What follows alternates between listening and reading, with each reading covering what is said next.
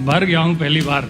अरे ये बाप बेटे का रिश्ता ना दीदी ऐसा होता है, माँ तो बोल देती है ना कि लव यू, बाप बोलता नहीं है। नहीं बोल, और सच्ची नहीं माँ बोल। के लिए बहुत लिखा पढ़ा गया है, बाप के लिए कम लिखा गया है। मैं बाप के लिए 4 लाइन पढ़ता हूँ। पिता रोटी है, कपड़ा है, मकान है, पिता नन्हे से परिंदे का बड़ा आसमान है। पिता रोटी है, कपड़ा है, मकान है, पिता नन्हे से परिंदे का बड़ा आसमान है। पिता है तो घर में प्रतिपल राग है, पिता से माँ की चूड़ी, बिंदी और सुहाग है। पिता है तो बच्चों के सारे सपने हैं, पिता है तो बाजार के सब खिलौने अपने हैं।